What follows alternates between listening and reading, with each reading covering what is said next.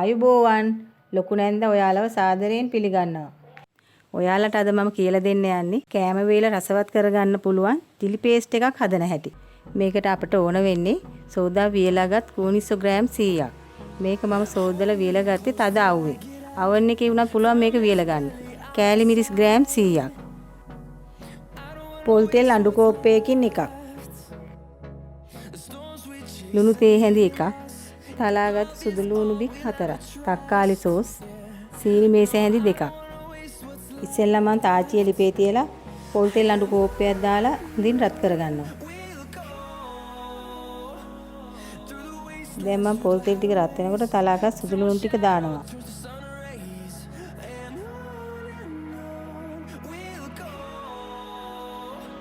සුදු ලුණු ටික තරමක් බැදෙනකොට කූනිස්සෝ ටික එකතු කරනවා.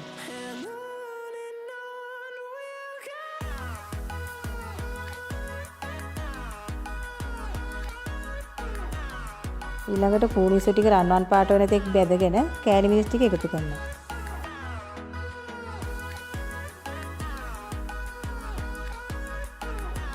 දැන් මේක කවලම් කරගෙන සීනි මේස හැඳි දෙකකුයි ලුණු තේ හැන්දකුයි එක් කරනවා.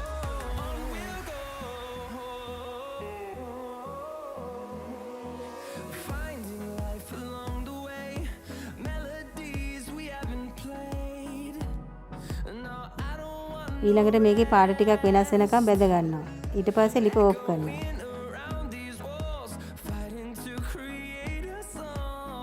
දැන් මේකට තක්කාලි සෝස් මේස හැන්දක් පමණ එකතු කරලා හොඳින් කවලම් කරගන්නවා.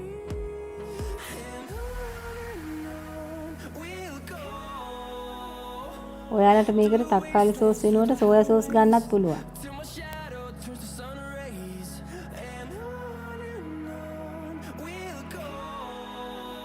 මම දැන් මේකෙන් පොඩ්ඩක් රස බලනවා. ඔයාලටත් වෙළඳ පෙළෙන් ගන්නවට වඩා අඩු මුදලකට ගෙදරදීම මේ වගේ chili paste එකක් හදාගන්න පුළුවන්.